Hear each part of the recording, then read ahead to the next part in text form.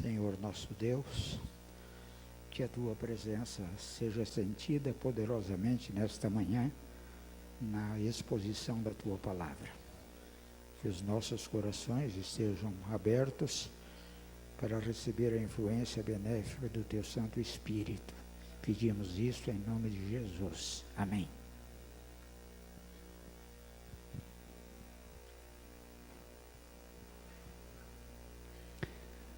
Bom dia, irmãos.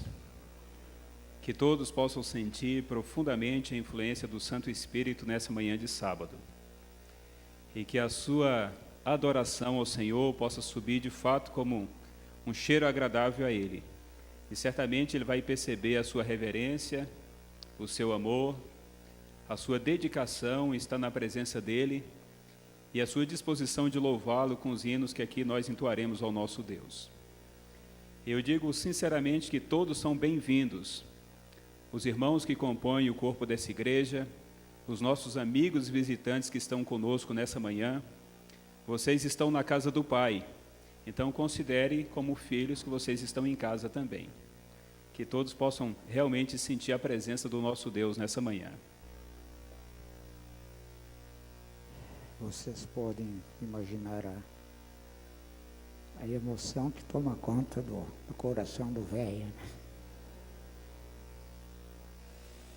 Na realidade, hoje, a emoção soma-se a essa emoção de ter o filho, a nora e a neta comigo, uma outra razão. Eu vou pregar hoje o meu último sermão.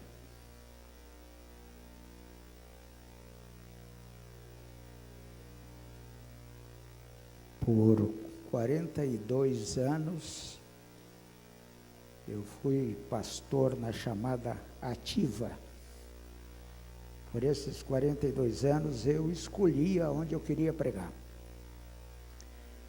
Eu não precisava ser convidado para pregar. E quando eu completei 42 anos de ministério, o presidente da minha união saiu de uma assembleia da comissão de nomeações, passou por mim e disse assim: Darcy, a igreja agradece o seu trabalho. Então eu entendi que dali para frente eu estava despedido. Quer dizer, não despedido não, estava descompromissado de ter um lugar para pregar cada sábado. E eu pensei que tinha encerrado a minha carreira de pregador. E fazem 10 anos que aconteceu isso. Desses 10 anos para trás, eu só prego quando sou convidado. Então o irmão Vanderlei bondosamente me convidou. Não tem outro convite para frente. Esse é o meu último convite. Eu não sei se virá outro. Por 10 anos, cada sermão que eu prego, eu penso assim, esse vai ser o meu último. E por 10 anos a igreja tem sido bondosa comigo e está me convidando. Então hoje eu prego o meu último sermão. Se vier outro convite, eu vou pregar de novo o meu último sermão. Tá bem? Vamos então à mensagem desta manhã de uma forma toda especial. Pode colocar o vídeo, ou aliás o vídeo não, o PowerPoint. Os irmãos sabem que eu só prego agora com PowerPoint. Eu queria explicar a razão por que eu uso PowerPoint. Toda vez que a gente vê uma imagem e a gente ouve, grava mais na mente da gente. O Dr. César Vasconcelos está aqui, ele pode comprovar isto. Aquilo que a gente ouve tem um certo grau de gravação na mente, mas aquilo que a gente ouve e vê, a gente retém muito mais. Por isso a razão pela qual eu passei a usar PowerPoint. Coincidentemente, meu último sermão é o Amém. Há uma coincidência aqui calculada. Amém. Eu queria dizer alguma outra coisa para os irmãos. Se alguém veio aqui hoje para ouvir o Amém do pastor, já ouviu, pode ir embora. Porque geralmente o Amém é aquilo que a gente fala por último, né? E alguns estão esperando o amém para poder sair com a consciência tranquila que ouviu tudo que o pregador tinha dizendo. Então, amém, amém. Meus queridos irmãos, esse amém é uma palavra muito significativa. Ela quer dizer assim seja ou seja assim. Depois que o pregador termina o seu sermão, ele diz amém. Então ele está querendo dizer para o seu auditório, seja assim, seja assim. É uma ênfase à mensagem transmitida. De sorte que o amém quer dizer o quê? É pronunciado no fim e revela aquilo que se deseja para o futuro. O meu amém de hoje tem um significado muito grande, porque ele não foi pronunciado por um pastor, por um pregador, ainda que seja o mais famoso. Eu hoje quero estudar com os irmãos o amém de Deus no Velho Testamento. Talvez você nunca tenha ouvido falar que Deus pronunciou um amém. Tem o amém de Deus do Novo Testamento, Apocalipse, capítulo 22, tem lá Deus dizendo o amém. Mas eu hoje quero estudar com os irmãos o amém de Deus no Velho Testamento. E para que eu tenha embasamento bíblico, eu convido os irmãos a abrirem a palavra de Deus no profeta Malaquias. Malaquias é o último livro do Velho Testamento. O capítulo 4, o verso 5, está aí de uma forma interessante, o amém de Deus. Eis que eu vos enviarei o profeta Elias, antes que venha o terrível dia do Senhor. O Espírito Santo de Deus e Deus, ao inspirar os escritores do Velho Testamento, desde o Gênesis até o profeta Malaquias, das mensagens que transmitiu aos seus profetas, ele procurou enfatizar de várias formas esta mensagem, a chegada do profeta Elias. Mas esse desejo de Deus se acentuou depois que Deus fez nascer um profeta chamado Elias. E é fazendo referência a esse profeta Elias, que é pronunciado em Malaquias o desejo de Deus que o Elias se repita, que o Elias voltasse a acontecer no cenário da história da humanidade. De sorte que nós encontramos na Bíblia Sagrada a história ou a aplicação para 4 Elias. Primeiro Elias é o Elias em carne e osso, que fez um trabalho grandioso. O segundo Elias é João Batista. O terceiro Elias é o próprio Jesus Cristo. E eu quero me ater hoje especialmente ao 4º Elias, representado pelo primeiro Elias em nossos dias por essa igreja. A Igreja Adventista do Sétimo Dia. E para ser mais específico, e para procurar motivá-los mais, a Igreja Adventista do Jardim América, da cidade de Jacareí. Deus desejou, através desses 4 Elias, dar uma só mensagem: arrependei-vos, porque é chegado o reino de Deus. Produzir frutos dignos de arrependimento. Esse é o sentimento de Deus. Esse é o amém de Deus. É Deus dizendo: seja assim. Assim seja. A escritora Ellen White diz o seguinte: João Batista surgiu no espírito e no poder de Elias, para preparar o caminho do Senhor e converter as pessoas à prudência dos justos. Era ele um representante, notem, era ele o representante daqueles que estariam vivendo nos últimos dias, aos quais Deus confiara as sagradas verdades para serem apresentadas perante o povo, a fim de preparar o caminho para o segundo aparecimento de Cristo. Esperamos, irmãos, a volta de Jesus para os nossos dias. E Elias apareceu no cenário da história para representar aqueles que estariam vivendo em nossos dias. Elias foi um representante seu, para pregar a verdade da palavra de Deus. João Batista foi um Elias. Nos seus dias, muitos dos escribas e fariseus foram ter com ele, confessando os pecados e pedindo o batismo. É esse o sentimento que Deus quer ver através de nós, a reação das pessoas através da sua igreja. Muitos se aproximando, pedindo perdão pelos seus pecados e solicitando o sagrado batismo. Notem o que diz mais Ellen White. A profecia de Malaquias, agora sendo referindo a Malaquias, ao texto que nós lemos.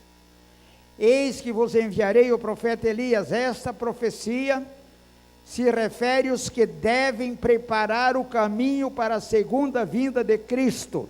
São eles representados pelo fiel Elias. Assim como João veio no espírito de Elias, a fim de preparar o caminho para o primeiro advento de Cristo.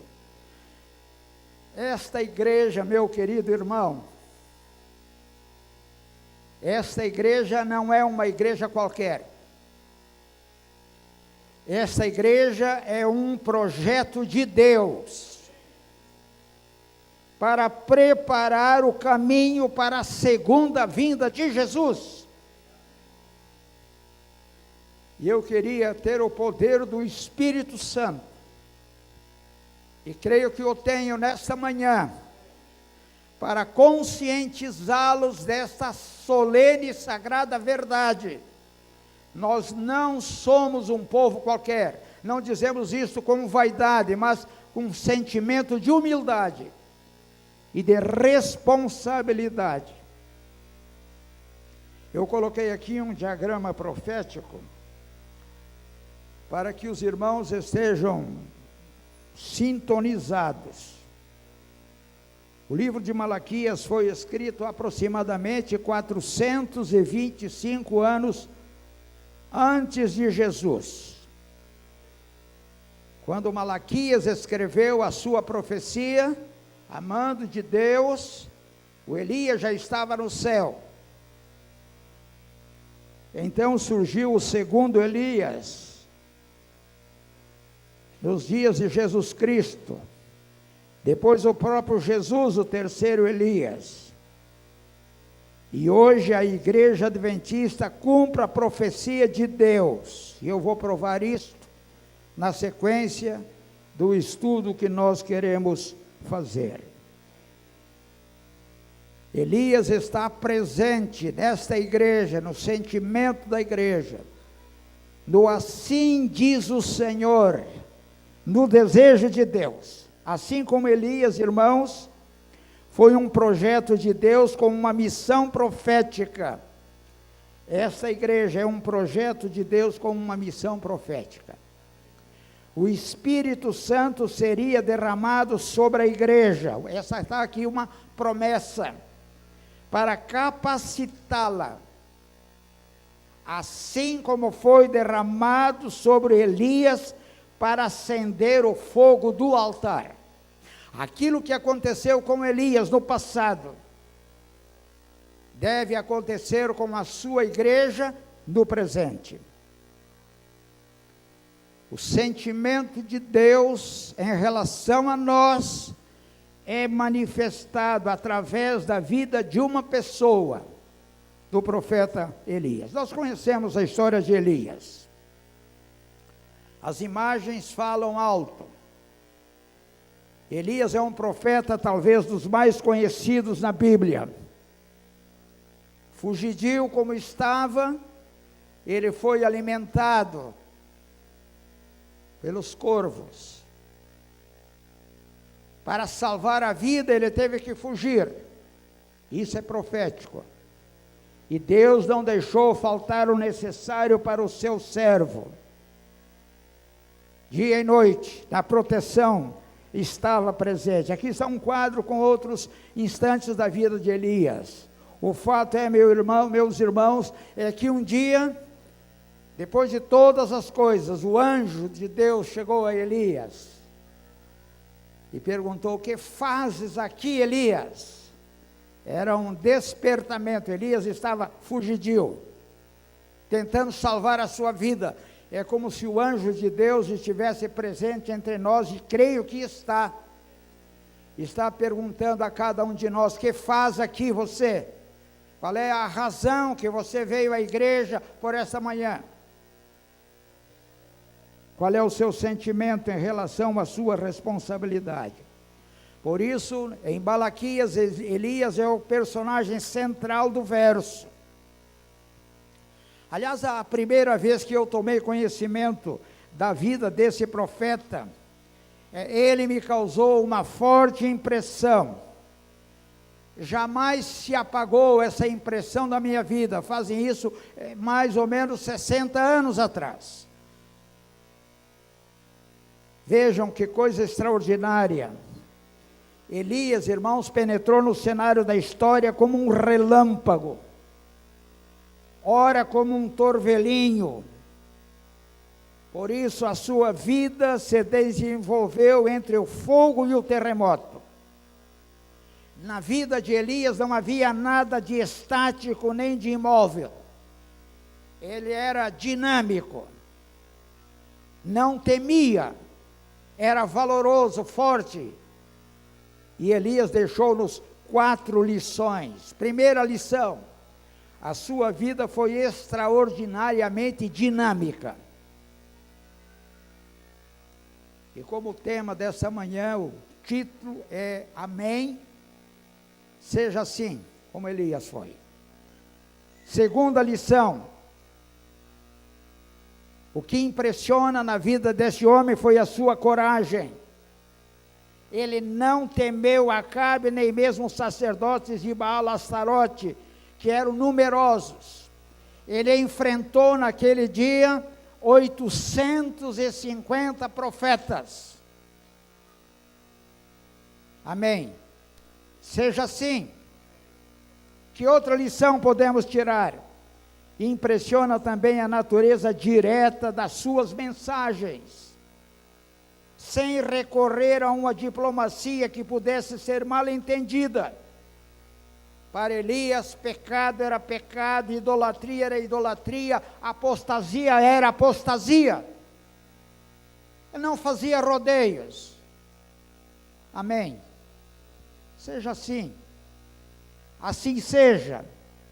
Outro traço notável do caráter deste homem é o interesse pela glória de Deus e o bem-estar espiritual do seu povo.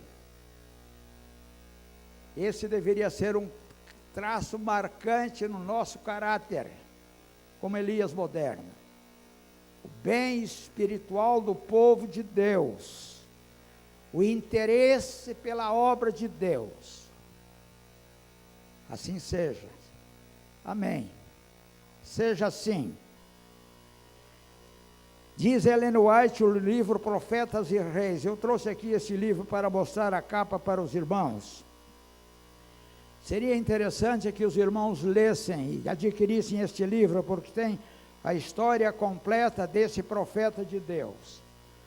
A palavra de Deus, o poder da fé e poder, aliás, a palavra de fé e poder estava em seus lábios. E toda a sua vida estava devotada à obra da reforma. Sua voz era de quem pregava no deserto para representar o pecado e fazer refluir a maré do mal. E conquanto viesse ao povo como reprovador do pecado, eu acentuei isso aqui, a sua mensagem oferecia o bálsamo de Gileade. Ele não constrangia-se por causa do pecado. Ele não tinha medo de marcar o pecado. Mas a sua reprovação ao pecado é como o bálsamo de Gileade a toda alma enferma que desejasse ser curada. Esse é o profeta de Deus. Esse é o amém de Deus do Velho Testamento. Esse é o símbolo da Igreja Adventista do sétimo dia. Irmãos queridos, o texto diz que o Senhor enviaria o profeta Elias antes que viesse o terrível dia do Senhor. E nós vivemos exatamente nos dias que precedem a volta de Jesus Cristo. E eu sonho que apareça esse Elias em nosso meio. Portanto, meus irmãos, em Malaquias, Elias é um personagem literal. Não é um personagem literal, mas é um símbolo. É um símbolo da igreja que deve dar ao mundo a última mensagem de advertência da parte de Deus. Por isso eu queria fazer uma comparação hoje de manhã, respeitosamente, para ver se nós, que comungamos nessa igreja, nesse endereço, estamos nos comportando hoje como Elias no passado. Notem as circunstâncias em que apareceu Elias. O povo de Israel havia sofrido um cisma. Cisma é uma separação, uma divisão. Das 12 tribos, 10, as chamadas tribos do norte, haviam separado, constituído o reino do norte, o reino de Israel, com a sua capital em Samaria. As outras duas tribos, de Judá e Benjamim, fundaram o chamado reino de Judá, no sul, e a capital desse reino era Jerusalém. De sorte que nos dias de Elias, Jerusalém, o povo de Israel havia se dividido. Uma capital Samaria e a outra capital Jerusalém. Eles não se davam entre si. Eles se combatiam. Em Samaria reinava Acabe, monarca israelita, de personalidade indefinida, amoral e imoral ao mesmo tempo. Acabe era sem princípios, sem espinha dorsal, era como uma borracha, um leva e traz, era um joguete nas mãos de sua mulher chamada Jezabel. Na realidade, a verdadeira governante era Jezabel, sua esposa, diametralmente oposta ao seu marido em caráter, em personalidade, porque ela era decidida, firme, implacável e cruel ao mesmo tempo. Então a vida de Elias estava relacionada com Acabe e com Jezabel. Jezabel era pagã, era filha de Etibaal, rei dos Sidônios, e ela resolvera em seu coração desarraigar do povo de Israel o culto ao verdadeiro Deus, a Deus Jeová, a fim de substituir pelo culto a Baal e Astarote, de sorte que ela começou a mandar matar os profetas de Deus. Ela era persistente, ela queria ver exterminados os profetas de Deus. Por essa razão, a Bíblia afirma que Acabe foi pior do que seus antecessores, que já haviam sido maus, embora os outros praticassem a idolatria sob pretexto de adorar a Jeová. Então, Acabe, influenciado por Jezabel, O que fez ele? Deixou diretamente de lado o culto a Jeová, para implantar sem reservas o culto a Baal. E o que fez ele? Ele mandou construir imagens de Baal, mandou multiplicar os templos de Baal, e ele distribuiu pelo seu reino estas imagens e estes templos. E o homem de Deus, entre aspas, fazia culto a Baal e estimulava os pagãos a adorar o seu Deus nos templos que ele construiu. E quando as coisas estavam nesse pé, como um relâmpago no céu, porém sereno, apareceu Elias, o profeta enviado de Jeová, para iniciar um movimento tendente a conseguir que o povo de Deus se arrependesse, que Israel voltasse-se do seu pecado, que abandonasse o pecado, e que voltasse a adorar a Deus de todo o seu coração. De sorte, meus irmãos, que Elias empreendeu uma viagem rumo a Samaria. O traje dele era um traje comum, era vestimento dos profetas, simplesmente uma pele de camelo e um cinturão a marcar o seu corpo. Chamava atenção a sua vestimenta pela simplicidade do seu vestuário. Não havia nada de pompa, nada de enfeites, nada de coisas que prejudicasse a sua imagem de profeta. E diz Ellen White no livro que eu mostrei, que o profeta pôs-se a caminho sem detença. Viajou dia e noite até chegar a Samaria. Chegando ao palácio, não solicitou ser admitido, nem esperou ser formalmente anunciado. Vestido de roupas rústicas, como comumente usavam os profetas do seu tempo, passou pelos guardas do palácio, aparentemente sem ser notado, sem fazer apresentação, sem protocolo, sem mostrar documento. E deteve-se diante de um rei atônito. De repente, quando o rei viu, ali estava à sua frente Elias, o profeta de Deus. A sua autoridade não emanava do vestuário. É quando se aproximou do palácio, os guardas reais não se atreveram a impedir a sua entrada. Tampouco Elias pediu permissão para entrar, simplesmente entrou, como quem fosse familiar, como quem não tivesse que prestar contas a ninguém, e em meio à audiência do rei Acabe, sem pedir desculpas, ele interrompeu a sessão que acontecia, e Elias apareceu diante do rei para dizer-lhe que não cairia uma gota de chuva sobre o território do seu reino, até que ele, Elias, portador da palavra de Deus, anunciasse: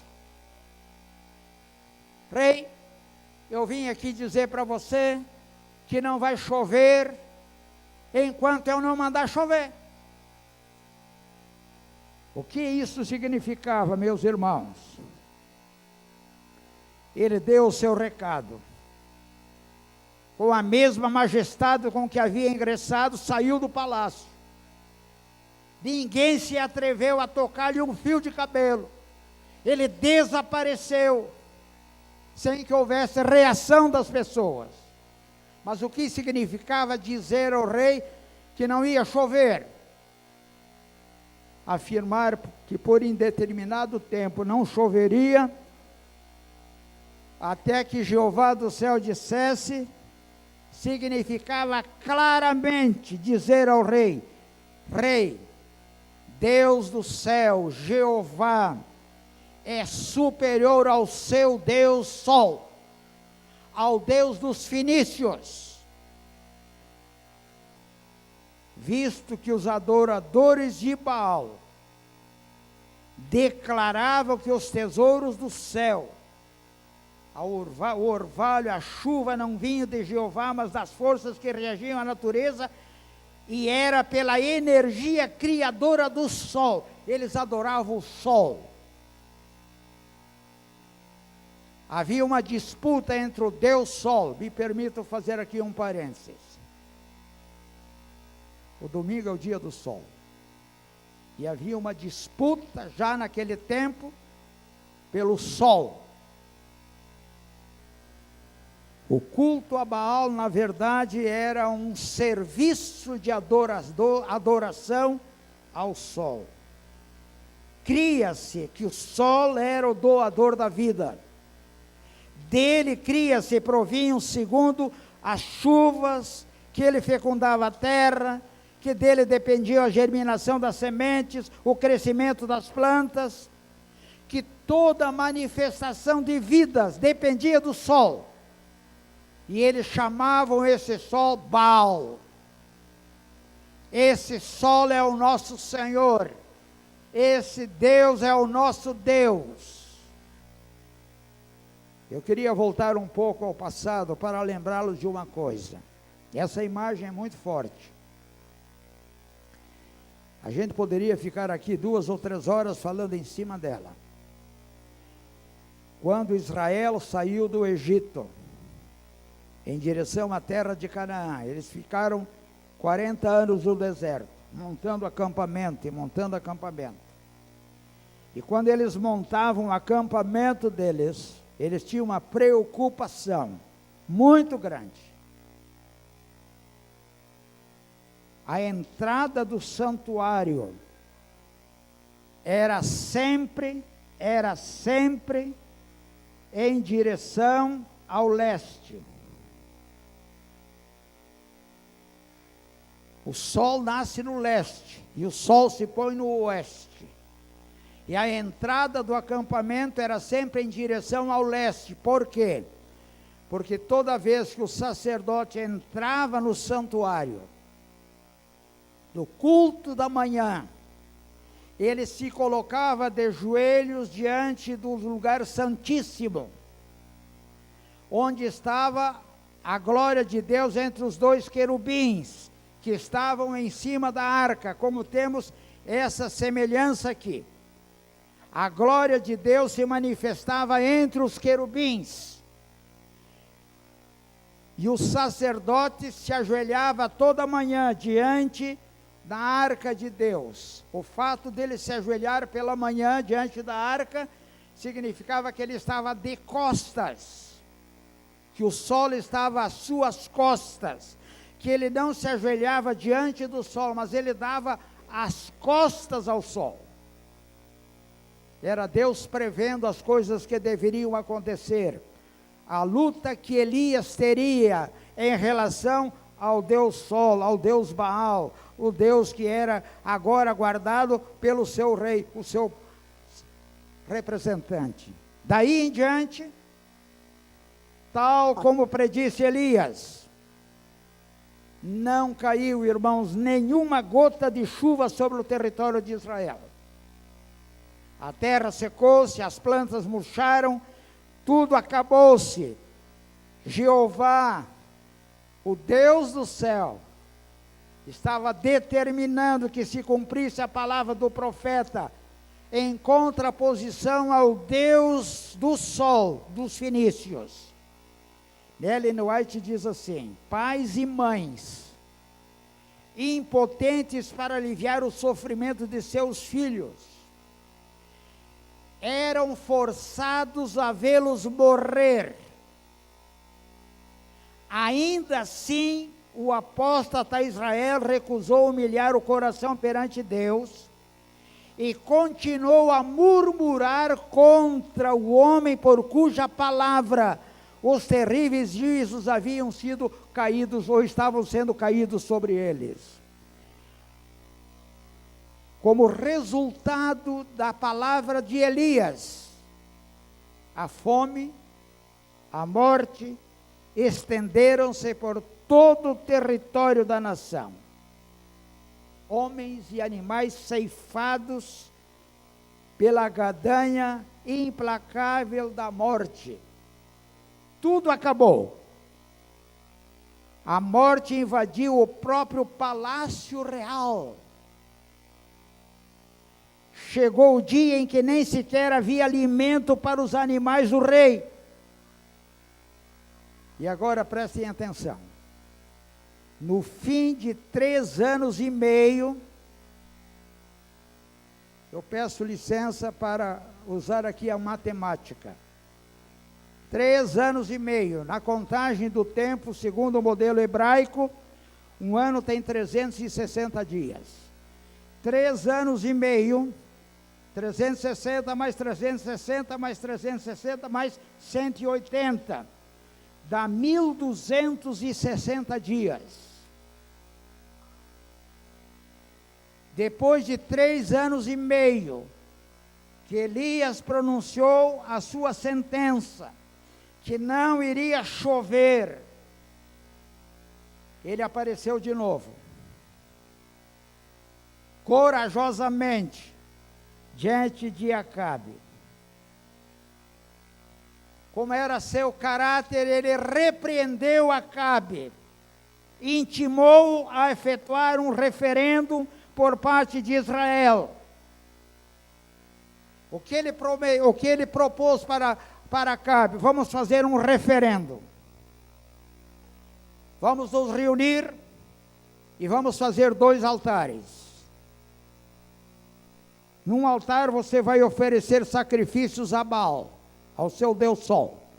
E no outro altar eu vou oferecer sacrifício ao Deus do céu, a Jeová. E o Deus que enviar fogo para queimar a oferta, esse é o Deus. E foi o que fizeram. Se reuniram no Monte Carmelo, em algum lugar. Os profetas de Baal e Astarote, em número de 850, construíram o seu altar. E na hora de vir fogo do céu, eles começaram a gritar: Baal, responde-nos, manda-nos fogo, tu és o Deus, o sol, tu és o poderoso, manda-nos fogo. E como não adiantasse as suas súplicas, os seus rogos, eles começaram a retalhar o próprio corpo. Começaram a sangrar, fazer sair sangue de si, da face, dos braços, para mostrar ao seu Deus Baal a sua energia, a sua fé. E foi, irmãos, um dia glorioso. Foi uma derrota esmagadora dos representantes da idolatria e da apostasia. Ellen White diz assim: para o ferido Israel só havia um remédio: afastarem-se dos pecados que haviam atraído sobre eles a mão punidora do Onipotente, e tornarem-se para o Senhor com inteiro propósito de coração. Então, o que fez Elias? Primeiro, propôs e pediu ao povo que se aproximasse dele. Em seguida, ele restaurou o altar que estava em ruínas. Ele pegou 12 pedras, restaurou o altar do Senhor que há muito tempo não havia sido usado. Era a hora do sacrifício da tarde. Elias convida o povo: chegai-vos a mim. Pôs a lenha em cima do altar, dividiu o cordeiro em partes, colocou sobre o altar, pediu-se que se cavasse um rego para colocar água, para não haver qualquer dúvida. E a seguir pediu que trouxessem água e colocou nesse lugar. E assim ele preparou o altar do Senhor, com a oferta que queriam oferecer ao Deus. E quando tudo estava pronto, sob o olhar expectante do povo, Elias, em contraste com toda a algarávia e o castigo da autoflagelação a que se haviam infringido os adoradores de Baal e Astarote, Elias se ajoelhou, solenemente, mas tranquilamente, ergueu as suas mãos ao céu e fez uma oração profunda, humilde e sincera: para que o teu nome seja glorificado, para que este povo creia, faze descer, ó Senhor, fogo do céu sobre este sacrifício. E a sua oração foi ouvida imediatamente. O fogo vindo do céu foi tão poderoso que queimou a oferta, lambeu a água que estava em redor do altar. E o povo exclamou comovido, a uma só voz: só o Senhor é Deus! Só o Senhor é Deus! Jeová era o Deus verdadeiro.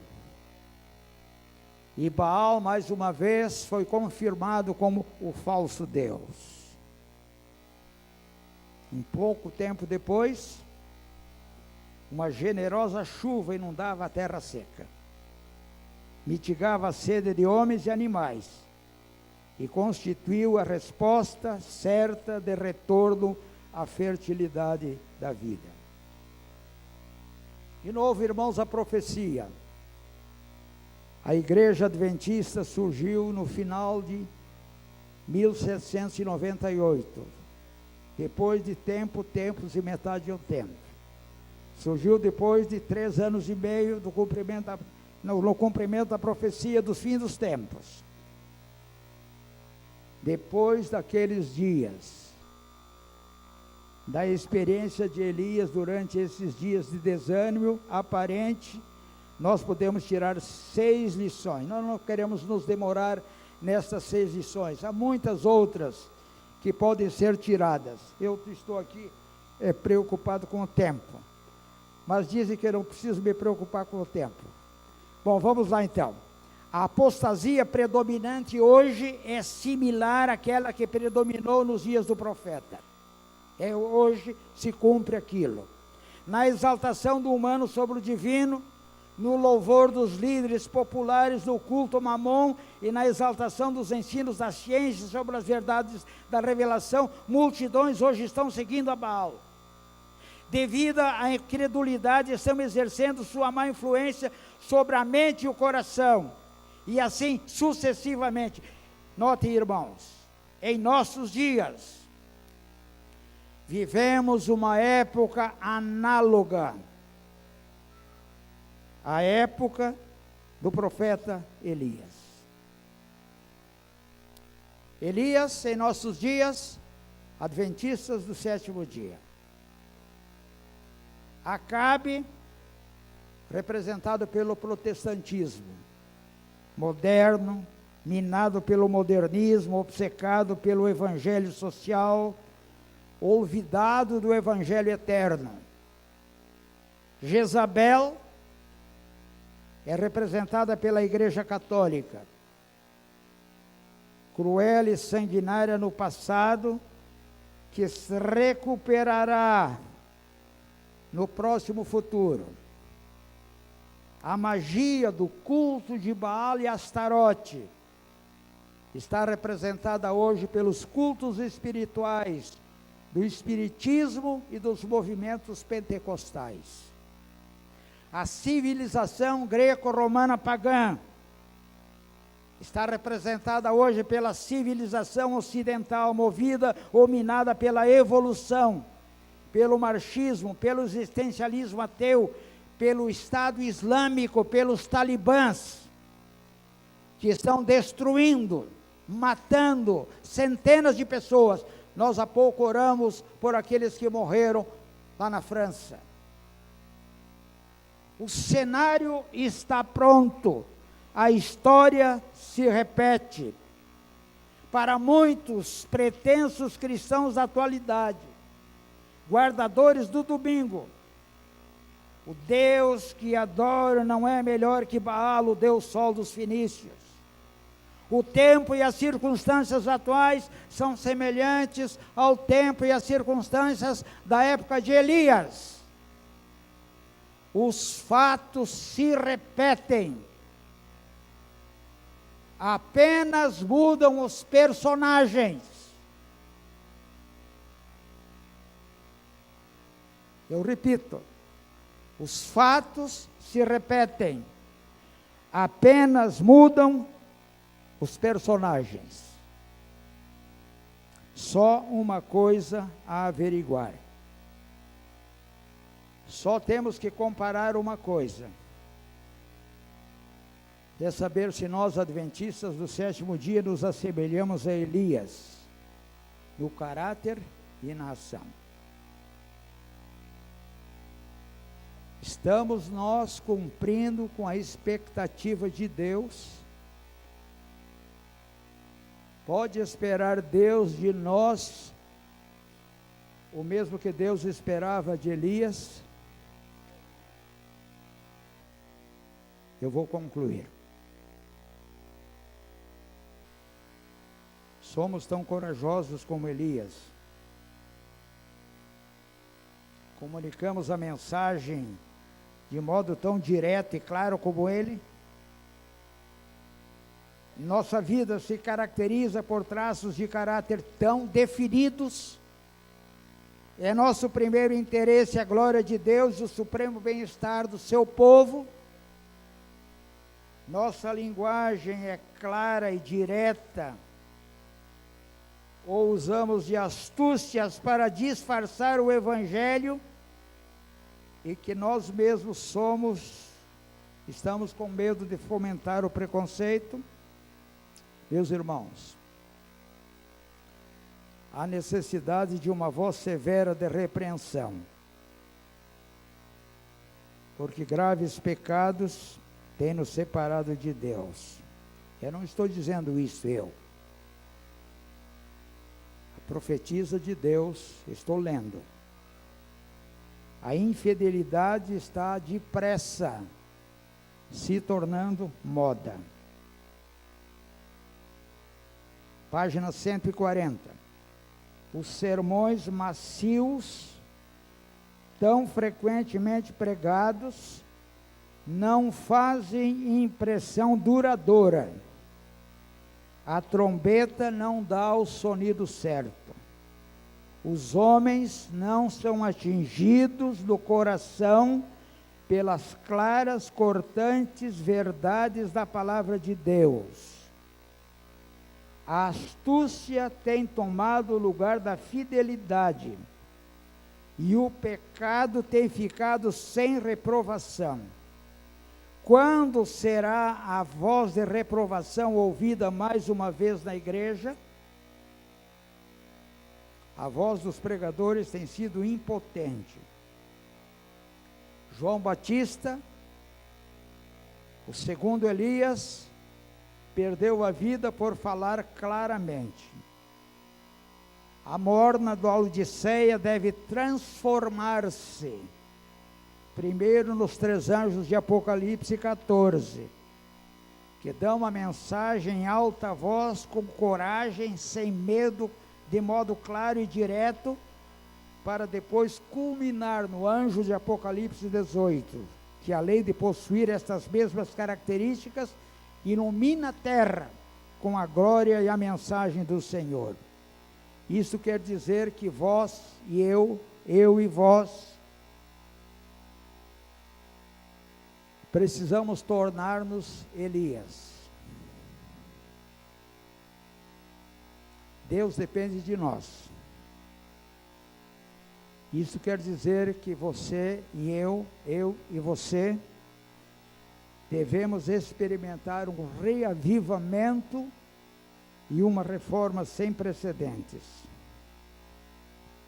Isto quer dizer que tem que ser feito rápido, porque temos pouco tempo, que temos que ter coragem como Elias, para pedir ao povo e ao mundo inteiro que se acerque de nós. O mundo tem que se aproximar de nós, não nós do mundo.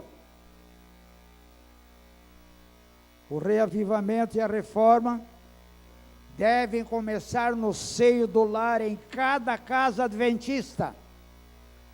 Precisamos restaurar o culto a Jeová que está quebrado. Nosso corpo, nossa alma, nossa mente devem estar totalmente sobre o altar. Nós devemos ser um sacrifício vivo. Nosso corpo, nossa alma, para podermos orar ao Senhor, para podermos pedir que o nome de Jeová seja glorificado, devemos ser tão consagrados como Elias foi. Meu querido irmão, 3 perguntas. Se Elias não for visto na igreja adventista do 7º dia, aonde será? Olhem para as demais igrejas, sem desprezar ninguém. Se Elias não for visto nessa igreja, aonde ele será visto? Se o Espírito Santo não cair sobre nós, sobre quem ele vai cair? Se não for agora, quando será? Se não for agora, irmão, quando será? Você vai esperar o decreto dominical? Vai esperar a volta de Jesus? Aí é tarde. Vai ser tarde demais. Assim como Elias, nós podemos dizer: eu só fiquei por profeta do Senhor. E os profetas de Baal são 450. Elias foi o único que apareceu para vindicar a honra de Jeová. Agora notem, Elias não estava sozinho. Acima e ao redor dele, Ellen White diz isto, estavam as hostes protetoras do céu. Anjos magníficos em poder estavam ajudando Elias na sua missão. Nós temos, irmãos, a nosso favor, ao nosso lado, do lado acima de nós, anjos magníficos, milhões de anjos, dispostos a ajudar-nos em nossa missão. Porque Deus é sempre maioria.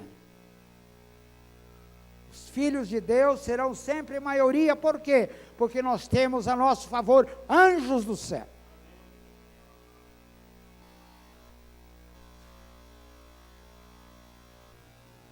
Parafraseando,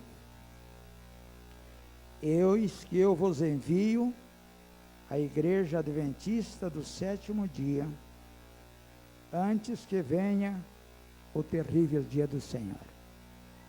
Esse é um privilégio. Essa é uma grande responsabilidade. Para quê?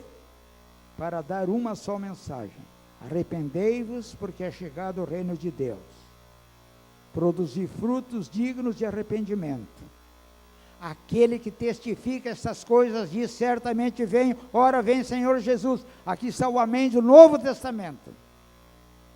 A igreja adventista é um movimento profético, com uma mensagem profética, sobre uma missão profética. Tem um trabalho especial, com uma mensagem especial, porque é liderada pelo próprio Deus.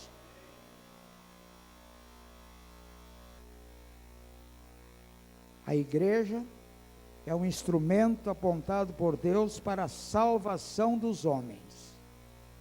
Foi organizada para servir, e a sua missão é levar o Evangelho ao mundo.